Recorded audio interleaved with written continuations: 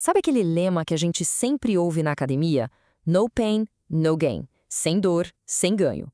Mas será que levar cada série até o limite, até aquela última repetição que quase não sai, é realmente o segredo para o crescimento muscular? Vamos descobrir o que a ciência tem a dizer sobre isso. Pois é, essa é a grande questão. A ideia de que o esforço máximo sempre gera o resultado máximo é muito popular, mas a realidade pode ser bem mais complexa. Chegou a hora de a gente analisar as evidências. Antes de mergulhar de cabeça na ciência, vamos primeiro alinhar os ponteiros aqui. O que exatamente a gente quer dizer com falha muscular? Ter uma definição bem clara é o primeiro passo para entender toda essa pesquisa.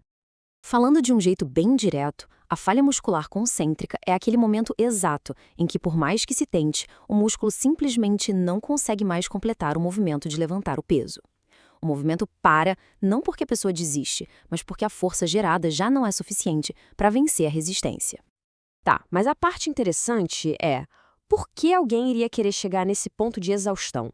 A lógica por trás disso é que, ao atingir a falha, o corpo seria forçado a recrutar o máximo de fibras musculares para tentar mover o peso. E mais fibras recrutadas, em teoria, significa mais estímulo e, claro, mais crescimento. Isso tudo se baseia num conceito fundamental da fisiologia, o princípio do tamanho de Hahnemann. Basicamente, o nosso corpo é eficiente. Ele começa usando as fibras menores, que são mais resistentes à fadiga. Conforme a série vai ficando mais difícil, ele precisa chamar reforços, ativando as fibras maiores e mais fortes, as do tipo 2, que são justamente as que têm o maior potencial de crescimento. A teoria, então, é que só lá perto da falha ou na falha é que a gente garante que todas essas fibras importantes foram ativadas.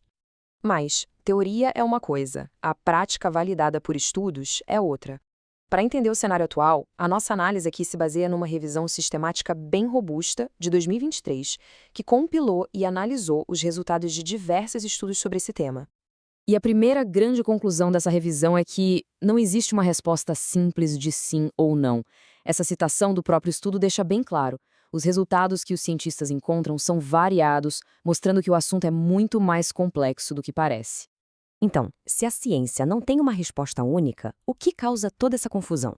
É exatamente isso que a gente vai fazer agora, analisar os principais cenários onde os resultados dos estudos mais se chocam. Vamos agora para o olho do furacão. Vamos colocar lado a lado os diferentes achados dos estudos para entender por que não existe um consenso claro sobre a necessidade de treinar até a falha.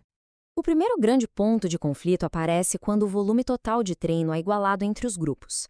Estudos como os de Fonseca e Lacerda, por exemplo, mostram que se duas pessoas levantam a mesma quantidade total de peso no fim da sessão, mas uma vai até a falha e a outra não, os ganhos de força e de músculo são muito parecidos.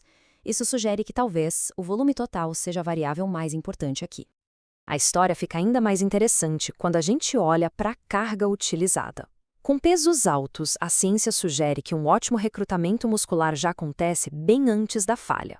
No entanto, com cargas mais leves, um estudo de Lazevicius e colegas de 2022 descobriu que ir até a falha se torna bem mais importante para garantir o estímulo necessário para o crescimento. E, claro, o fator humano é crucial.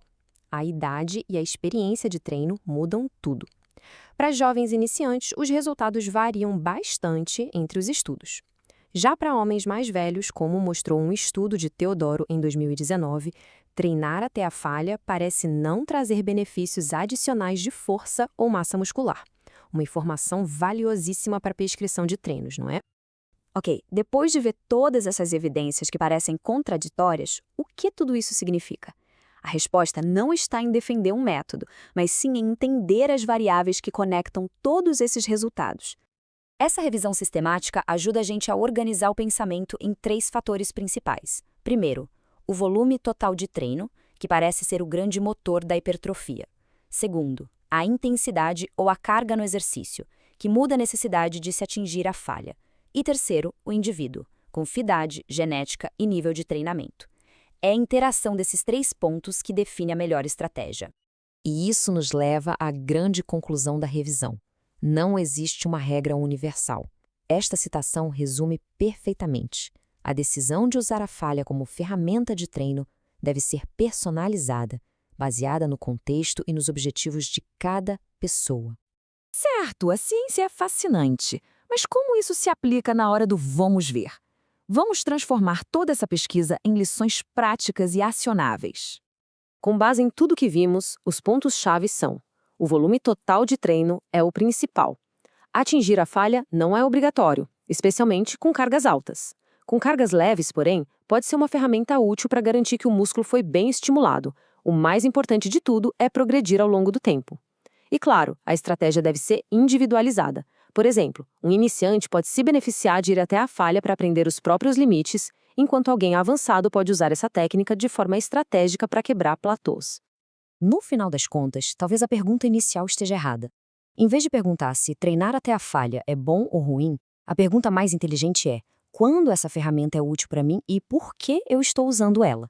A resposta a essa pergunta é o que realmente vai direcionar os resultados de forma inteligente e sustentável.